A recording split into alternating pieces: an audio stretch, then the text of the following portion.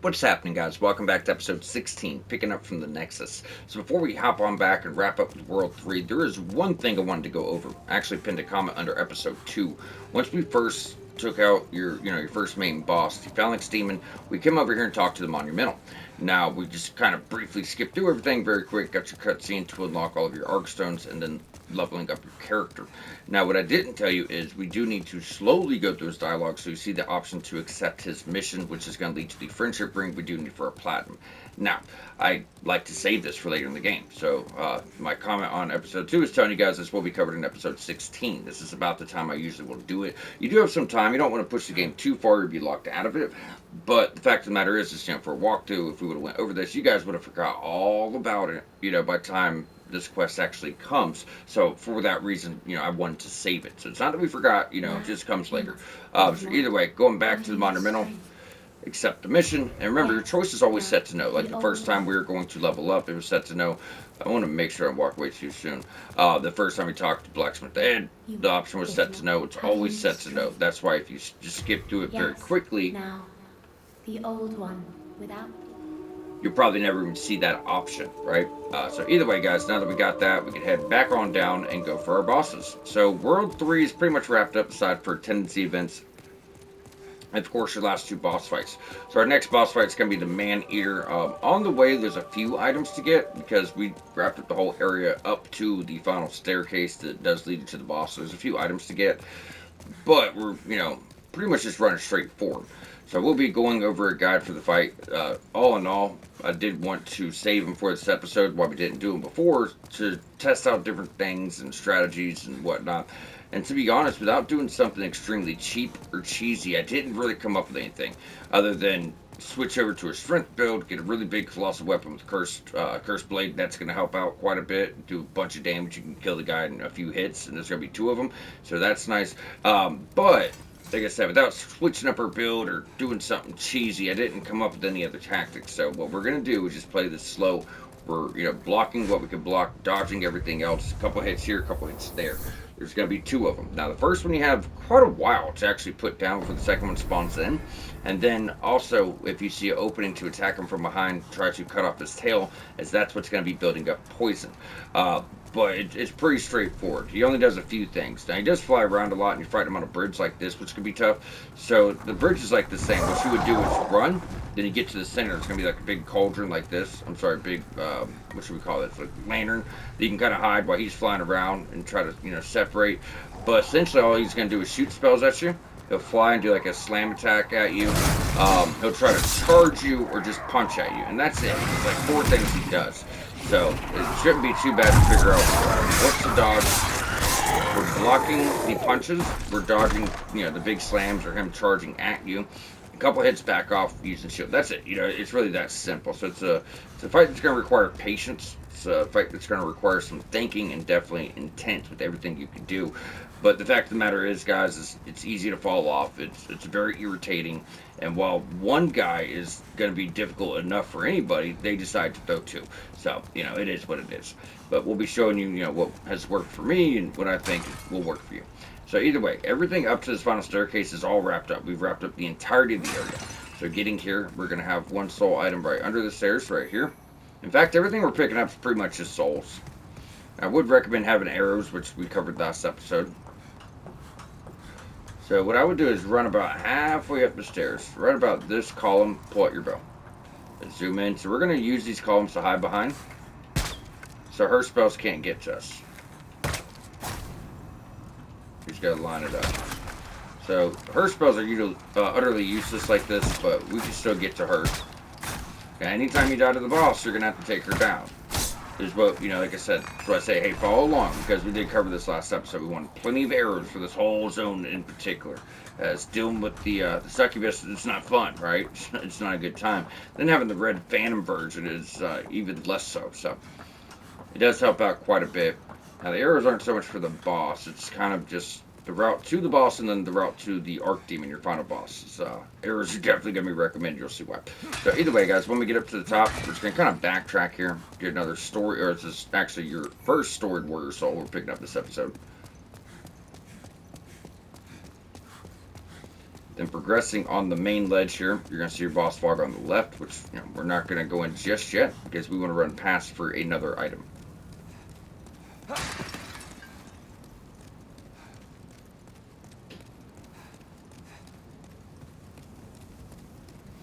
We're probably going to have 2 episodes to wrap up World 3. We'll knock out all the bosses this episode. The next will actually be your tendency events. I'll see where we are on time, see if we can fit it all in. But to be honest, the tendency events here take a while because you have to cover so much area between Prison of Hope to Upper Latria to where we are now, the Ivory Tower. There's a lot of ground to cover, and we can't really fast travel. So we'll see if we can fit it in. If not, it'll be next episode. Then we'll be wrapped up and move into our last 2 worlds. Either way, guys, going into this fight, this is the maneater. They're almost like gargoyles, just much bigger, but they have flesh. Their weaknesses are going to be fire magic. This is what you want to go in with. Now, like I said, you're on that same tight bridge that we've been going across the whole zone. And there is going to be that big lantern in the middle. So if you would like to go there to try to fight him, it's not going to hurt. You have a set amount of time to put this guy down before his friend jumps in. Now, like I said, if you attack from behind, like 3 hits cuts off his tail. That's going to shut down all the poison he can do. It's not, something you have to do, but it can help. But essentially, if he tries to charge at you, he'll always kind of bend over, touch the ground first, like almost getting like a football stance. So when you see that, just roll. You're typically okay. He might hover a bit above and just kind of slam down real quick. Really easy to roll that. But if he tries to punch at you, that's what you should be blocking. Now, I would try to use my bigger heals here if you have them. But the main thing is, just use patience. Block what you can. Yep, so there's this magic. There's the charge. Now, that charge will get through your shield. So, like I said, 1 hit here, 1 hit there. That's what we're after. So there's the punch. So you see that? We can block the punch. Almost everything else you want to try to dodge.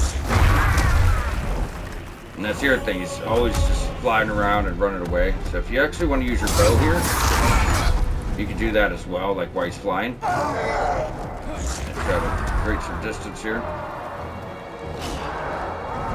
Yeah, he's a runner. That's where it kind of gets irritating too. It's not difficult, but man, this fight make you want to rage sometimes. It's simply because he just runs. Back up. You can stay behind, that's what we want. The second one's probably coming soon, so we want to really be quick here. There we go. So we got 1 down. Right as the second came, and that's exactly what we want. It's not so bad 1 at a time, I mean, it still can be, right? But fighting 2 of them is pure fucking help. So if you notice, we're just playing it slow. At certain times, you guys might want to try not to lock on, because you could easily fall down. But yeah, we're just trying to play this thing slowly. Roll through what we gotta. The only thing you really should be blocking are the punches, guys. That's it. Everything else, you really want to try to dodge. Because that's the shit that's going to catch you. Like the charge. That's going to catch you. Our arrows do not do much damage here. But if he wants to run, it gives us a way so we can still do something to him. That's another way to stack up damage.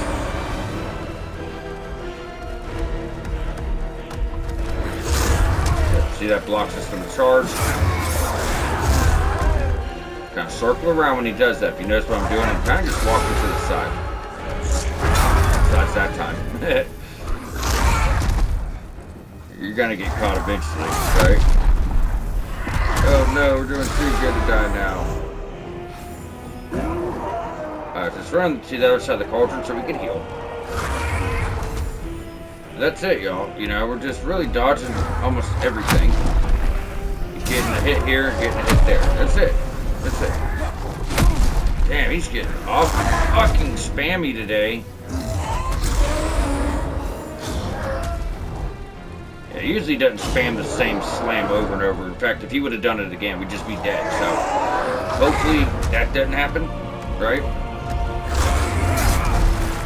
It's okay. I knew I was going to take a hit there. And since he still has his tail, he could actually poison us.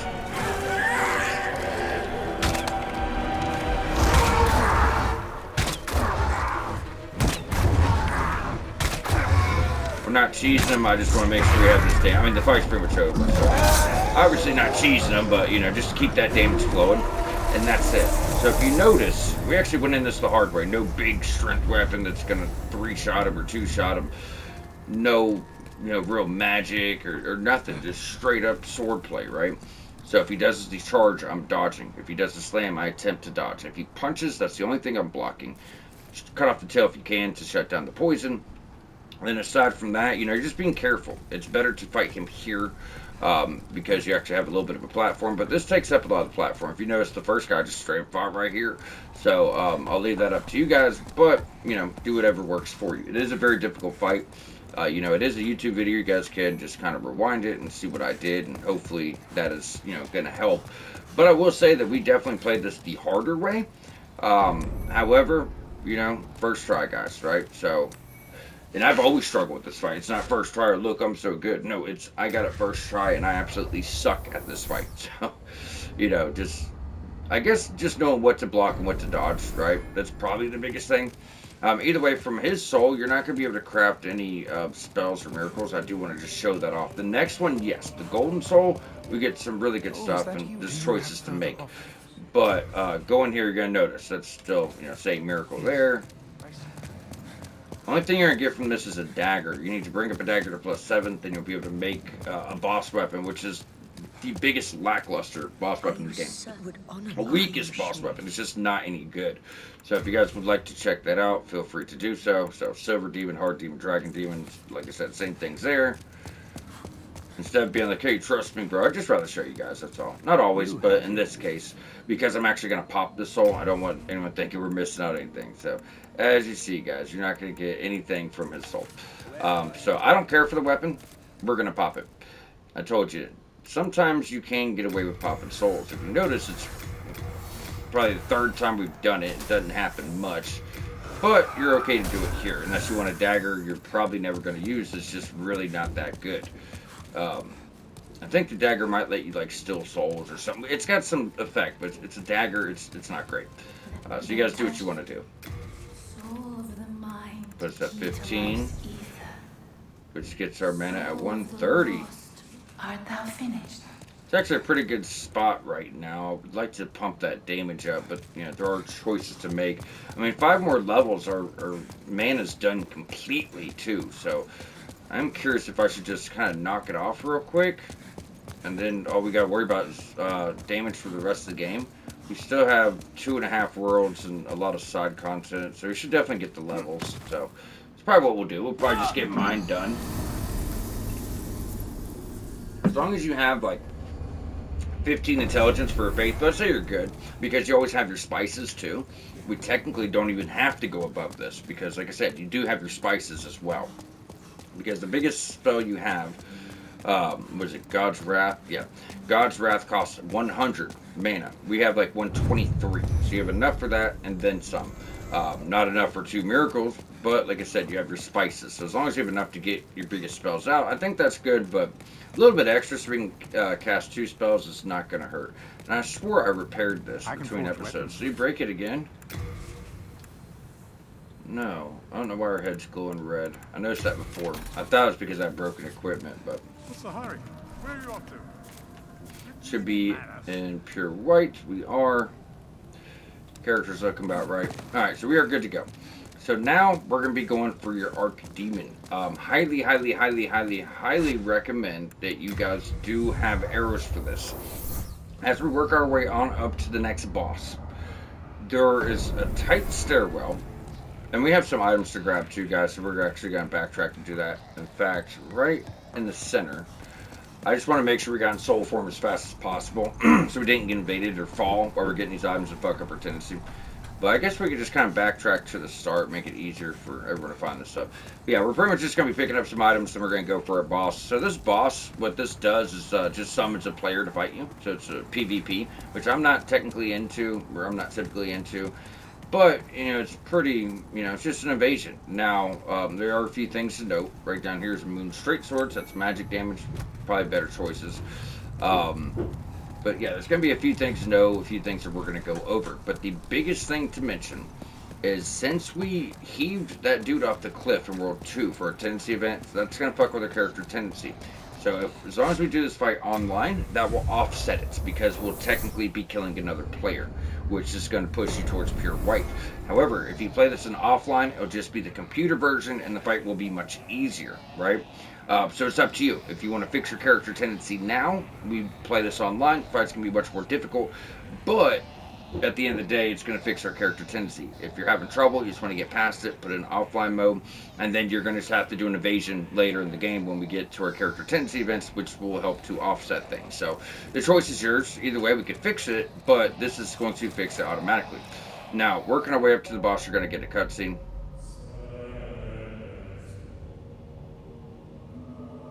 So that's technically your boss, but you don't fight him. What he does is he summons another player if you're online. If not, like I said, it's just an AI. Now, despite what build they have, you don't know. You might be up against some pretty serious weapons here. But no matter what they have, they are going to have magic projectiles above their head throughout the fight that are going to kind of shoot off at you. I think at like 20% of their health comes off. They get like 3 projectiles to fire off, then half health, they'll get a bunch. So just know, as you're going through this fight, you are going to have to dodge a magic hit here, a magic hit there.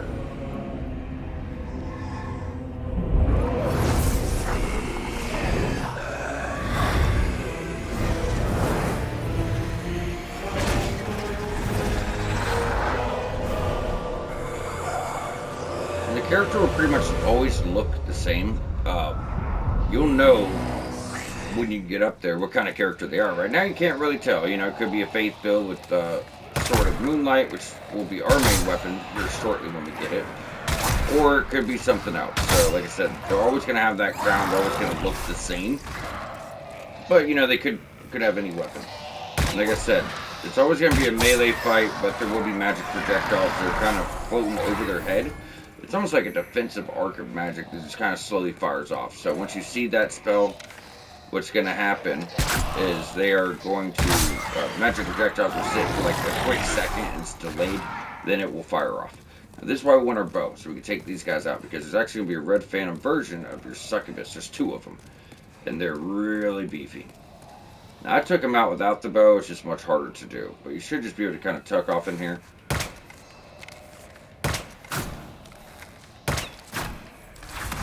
Look how much health they have. A lot of health.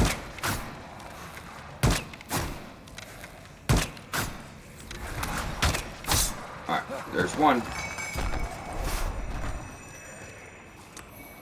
Now with that, there should be a few more of your little critters.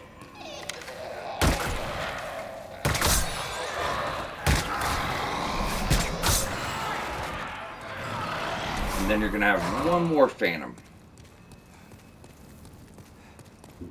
There she is. It says try to tuck in here if you can. Alright, so if this happens, yep, just try to get back. Typically that won't happen. That's why you gotta try to keep your distance as much as possible. So she sees you and she's firing spells, but she's not fully aggro. We don't want to be chased exactly. We gotta get over to the left a little bit more. 2 more hits. Thank you. So once you kill the second one, you should be getting another cutscene than a crystal lizard. Or maybe we don't get the second cutscene. Okay. I thought it was. I was wrong.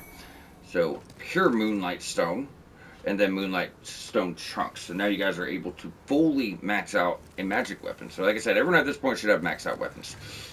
So, depending on what you're up against, if you see a big sword glowing in magic, that's a badass faith weapon, which is the recommended weapon for our build once we get it. Just know it goes through shields, so you cannot block this. If it's anything else, when you block, they will kind of bounce off a bit, give you enough time to either heal, hopefully get a heal off, or give you enough time to hopefully stack up some damage. So I'm just going to be going with the +5 Dragon Sword, which is, you know, not as strong as it was, so we'll see how it goes. Oh, that's horse shit. They came right in with a fucking backstab. This character, this player, did not level their health.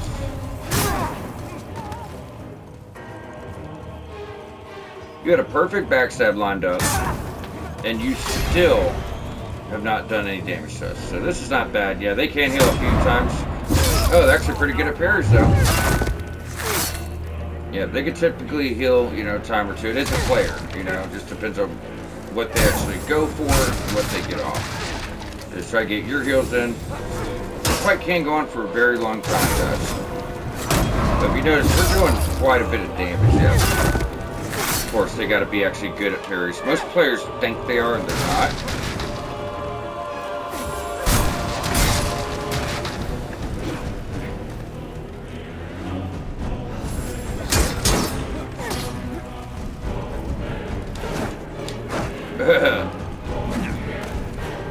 I can't see her. Oh, backstab. Okay.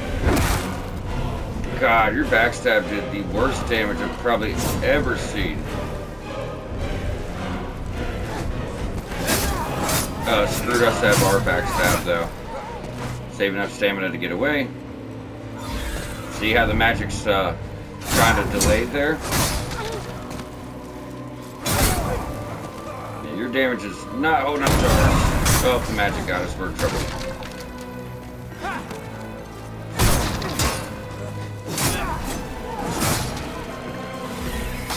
Heal, heal, heal.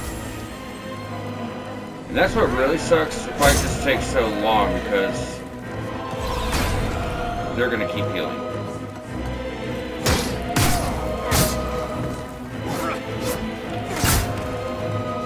Yeah, their damage is horrible though.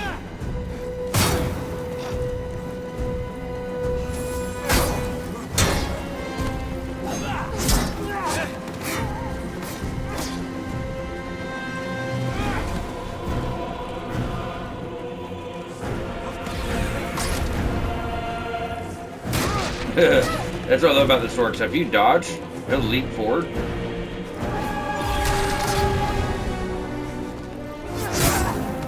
You see that? It's a good way for PvP. Now do keep in mind, guys, I don't do PvP. I actually got decent at it, just being evaded so many times while I'm doing like walkthroughs or whatever the case may be. But I don't really, you know, do PvP.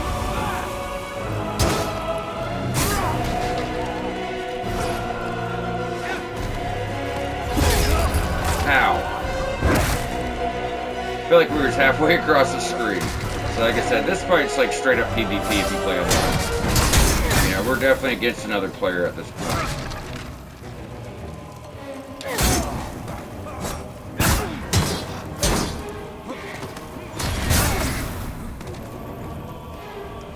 It's okay.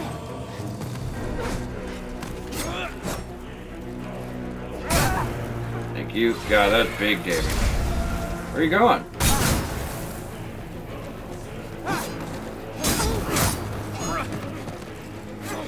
This is actually a decent fight here, guys. God.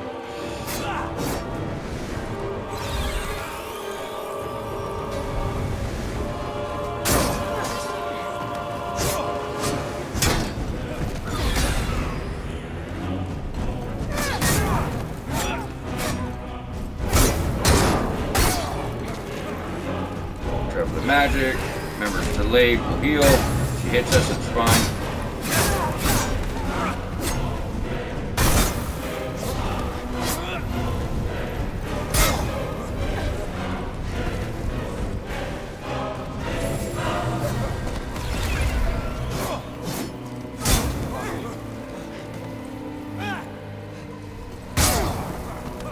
I don't understand. She's like going all the way to the side.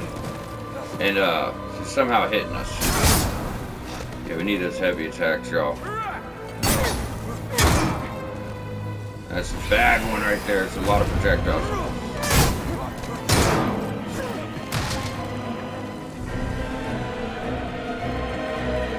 This one's annoying pants.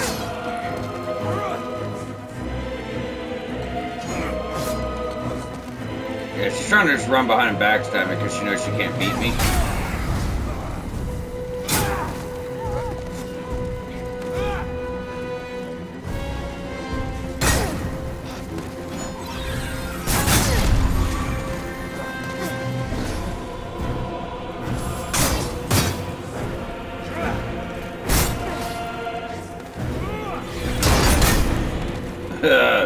stacking it up, and your damage is still horrible. Yeah, just because I know he's about to eat it. Yep, there you go. So, like I said, it's PvP, you know, if you play online. However, the good thing is since we did heave the gentleman in World 2 when we did our Pure Black Tendency event, if you remember, where we got the Talisman of the Beast. I don't think I have it on. We got the Talisman of the Beast. The guy had really big health bar, did a lot of fire damage. We just heaved him off the cliff. Now, that did set our character tendency back a notch, but if we play online and we fight a character here, that is going to offset our character tendency. So you'll see that kick in a little bit more, because the thing of it is you have to do a lot of online and invasions to get to pure white character tendency. Otherwise, the only thing you can do is really put in a lot of work and kill 5 red phantoms throughout your playthrough. So this is going to kind of replace the one we killed with gravity, since that doesn't count, right? This is PvP. It's not one of these set 5 phantoms. So typically what happens is 5 worlds, 5 red phantoms every time you get a pure black. That's how you get to pure white character tendency if you don't want to play online. It just takes, you know, a lot more work at the end of the day. So similar to before, go back, get in soul form. We have offset our character tendency, so we're looking good. Which I think we have to... It's not really going to show yet because we haven't done enough of the worlds. But yeah, see, it's starting to get a little bit brighter. It wasn't that bright 2 seconds ago, so we're on track. But we still have, you know, the Phantom here to kill, the Phantom there to kill, and the Phantom there to kill. And the Phantom there to kill. We've only done 1, right? So that's... it's just... It takes a bit. It takes a while. We've got to work it in. Either way, guys... Now, the Golden Soul, this is one of the main reasons that you are going to have to do 3 playthroughs for your Platinum. If I go over here and talk to Yuri the Witch, you're going to notice that the Golden Demon Soul is needed to get Soul Thirst. Increase the soul gain from defeating foes. Same thing as our ring does. But it does take the Golden Demon Soul, right? Then if I were to go right over here, talk to Sage Frake, go on down, and we're gonna have Homing Soul Arrow. So fire a Homing Soul Arrow. Pretty good too. It's the same thing that boss was just doing. Also requires the Golden Demon Soul. So sometimes it's not, hey, choose a weapon, miracle, or a spell. Sometimes it's 2 spells, a miracle, and a weapon. So, you know, it takes multiple playthroughs, guys. But this is why. So at the end, we'll know what we're missing, and, you know, we'll cover it then. But going on over here, I'm going to have to buy something I don't really care for, because we're going to be going for all miracles. At least get that out of the way. Then, obviously, the other 2 playthroughs will get over spells. Which, that, you know, is pretty straightforward at that point. But Golden Demon Soul gets you banished, send Black Phantoms back to their world. Like I said, we're trying to get all of our miracles this playthrough, because that's the build we're doing. Do we have any souls? No, we did spend those all. Alright. Let's go get the 1 level we can get. Soul of the mind, key to life's ether. Which now is 60 intelligence. I think we actually have 2 spell slots too. So if you're trying to work in some magic, do faith and magic, even like on a strength build, like I said, you could actually just use like all your buffs and survivability stuff, and you know, you don't have to worry about scaling. Only scaling matters since we're not doing magic. But if I go over here, yeah, you notice now I have 2 spell slots. So I can put on like Water Veil for fire resistance, and I can put on warding. So if we wanted to use Talisman of the Beast, that takes 2 slots. But if I want to use Talisman of the Beast, that could give us more damage negation, and then I could use whatever buffs we want to use. Now, since ours isn't really about damage, I can go back and put on that Talisman. I mean, I have God's Wrath, but that's the only one that does damage. You know what I mean? It's the only one. So either way, guys, before we move forward, we're going to go ahead, as always, go over storage, magic weapons, go ahead and get your stuff maxed out. Now it's time to do so. Also, if you're trying to take the Crescent Path, I forgot to mention this, you can only use this on like curved swords and stuff like that. So Moonlight, yes, you can make pretty much anything you want to a Moonlight weapon to get really high base damage. As far as Crescent to get the mana regeneration and the really good magic scaling, that has to be used on like curved swords and stuff with Bloodboss. So I did want to actually mention that. I did forget to do so. Let's go pick up Talisman of the Beast just so we have it. Keep that. And we should be good to go. So let's go and check our time. Yeah, we're at 30 minutes. As I said, we'll save World Tendency for next episode. Just put it all in one. So same thing as always. We're going to run all the way up. Kill your damn self.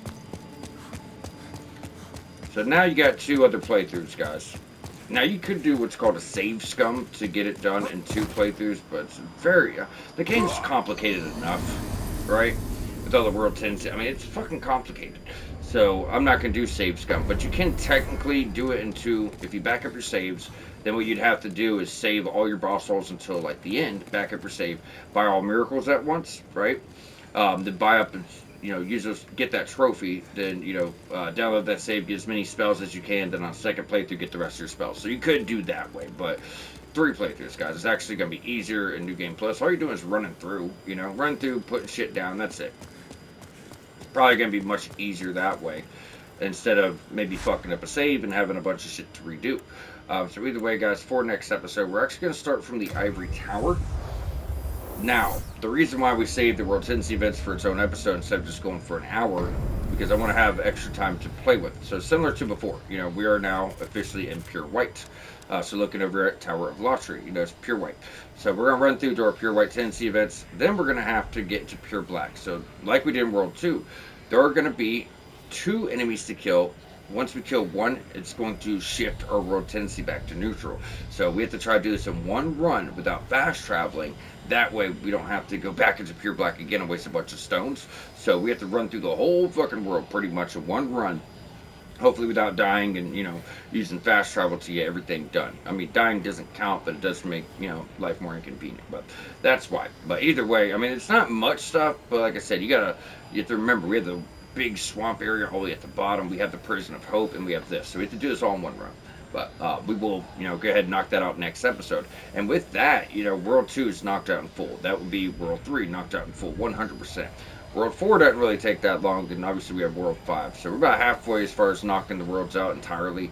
Then, we'll have our World 1 to wrap up to the main boss. Tendency events as far as character and other world tendency events. There's still quite a bit to do. So we're probably late mid-game. So quite a bit left to cover, and we're definitely getting to the the more important stuff at this time, but really making good progress. Either way, y'all stay tuned. Please subscribe for more walkthrough. I hope you guys are enjoying the game, and I hope you have found it helpful.